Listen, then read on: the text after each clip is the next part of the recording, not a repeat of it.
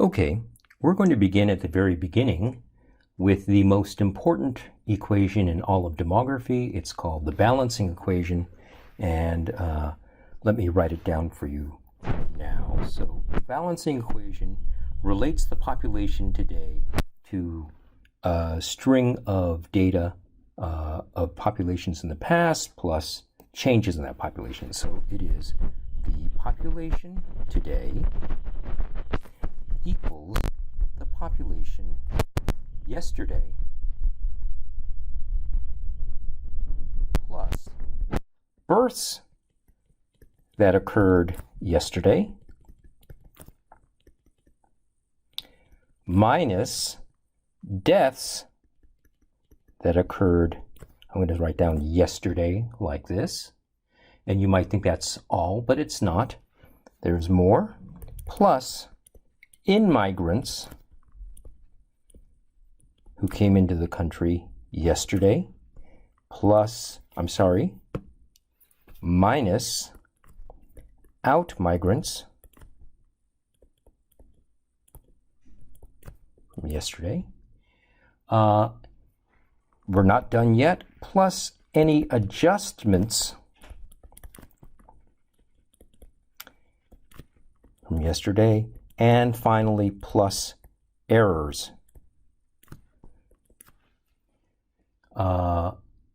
This balancing equation is so important that we organize the entire field of demography around it. These births here, obviously, this is what we call fertility. This is the study of mortality. These two refer to the study of migration. So this is fertility. And I have to tell you that one of the most confusing things about demography in the English language is that in English, we call the study of births fertility. Of course, in French, that is fécondité. There's something else in English that we call fecundity, and unfortunately in French, that is fertilité. So, since this is an English language course, we're going to refer to this as fertility studies here. This is obviously migration. The kinds of adjustments we talk about are often geographic adjustments because of changes of borders or changes in time units.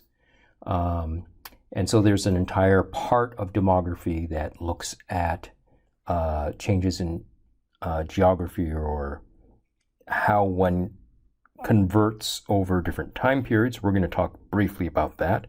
And finally, errors, and that is what we would call statistical demography.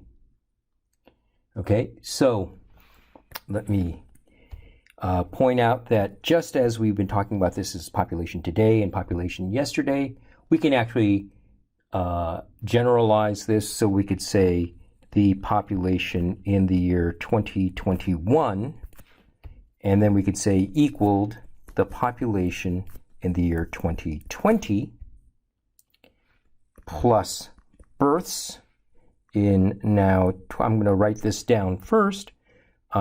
This capital B is going to refer to births, and that's going to be now, suppose this were April 1st, 2021, we might want to look at the same date in 2020, so that might be April 1st. And then when I say the births in 2020, I'm actually talking about the births from April 1st, 2020 out to today, the births up to April 1st, 2021. So I'm going to call that 2020, but we're actually going to think about that as the births that occur during a period. So maybe if I had referred to the population on, say, January 1st, 2021, and then this was the population on January 1st, 2020, then that would make more sense. These would be the births during the year 2020. Obviously, we have the deaths in 2020. I'm going to say plus I for in-migrants in the year 2020 minus O for out-migrants in 2020 plus adjustments in that period plus errors. Okay? Now, you may know this, you probably know this. The population on a particular date here, these are like snapshots, and we call these stock variables. So this is called a stock variable because it refers to the population at a particular instant in time. That would be like January 1st. These, the births, the deaths, these changes are births that occur during an entire year. So we refer to this as a flow variable, and this is a flow variable. All of these are flows, and they refer to the changes over a period of time. Now, in most, so stocks are referred to a moment in time, and flow variables refer to events over an interval of time.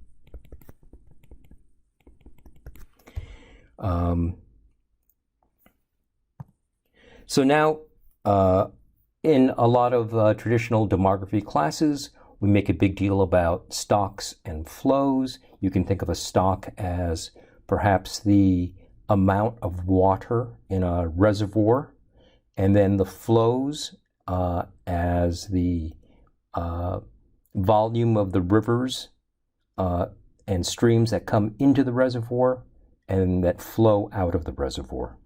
So that's the concept that we have of stocks and flows. We make a big deal about that in demography because stocks are typically measured at a census at a particular point in time, and these events, these flows, are typically measured by something like a vital registration system. So we have birth certificates and we have death certificates. Maybe we have a population register that keeps track of who's moved in and who's moved out. And the reason why that's important is because the kinds of errors that you would observe in a census might be very different than the kinds of errors that you see in a vital registration system.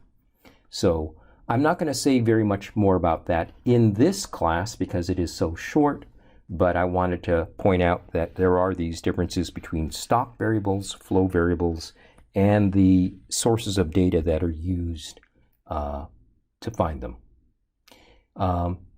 Actually, let me say one more thing before we move on, and that is that I'm going to simplify your lives. And that is that in this short class, we don't actually have much time to talk about migration. So for this short modeling class, we're going to actually ignore in-migration. We're going to ignore out-migration. We're not going to talk about these adjustments. And we are, I think we're not going to talk much about statistical demography either. So I think for the moment, we're going to put all of these four things off. And now we have a much simpler model for you to look at. So we have just the population, and we have births, and we have deaths. So we're going to ignore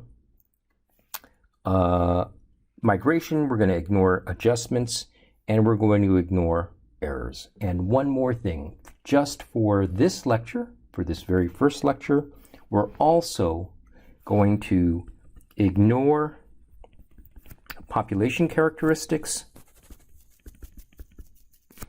So what I mean by that is that we're going to ignore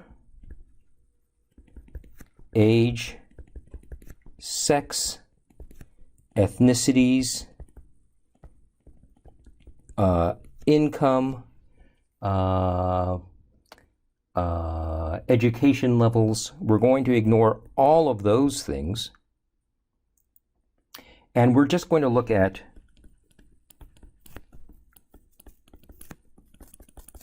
total population sizes.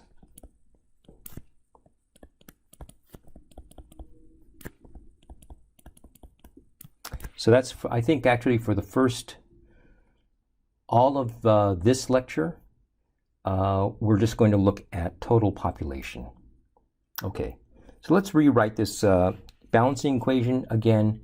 I'm going to say that the population in the year 2021 equals the population at the same date in the year 2020 plus, and I simplified it and I said big B, capital B, in 2020 is going to be our total births, and we're going to look at the deaths minus D in 2020. I'm going to, since we're using capital letters here, I need to use the P for something else a little bit later, so I am actually going to change this notation, and I'm going to call this capital K. And we're going to refer to capital K here as the total population. You can think of K for the counts of people. So here we have the counts of people in the year 2021 equal the counts of people in 2020 plus the births minus the deaths, and then we're ignoring migration and errors and any adjustments. So this is an addition problem, an addition and subtraction problem. We would have to keep track of the numbers of births and the deaths each year. But if we did, then we could find out what the population K 2022 would be. If we could look forward, we would take the population in 2021 and add the births in 2021 and subtract the deaths that occurred in 2021. We're going to do this instead of that way, we're going to go backwards. And I'm going to say that if this were true, then K 2020 equaled K 2019 plus the births in 2019 minus the deaths in 2019. And you could see I could go all the way backwards, all the way back to, say, the year 2000. And that would be the year, this would be K 1999 plus the births in 1999. You know what? I'm going to change this.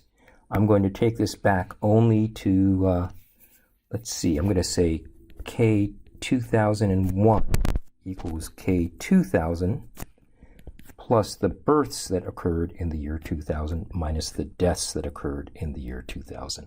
Now, the way I've set this up, I've described this as an addition problem. And in each of these years, we have to add the births and subtract the deaths. There's nothing surprising there.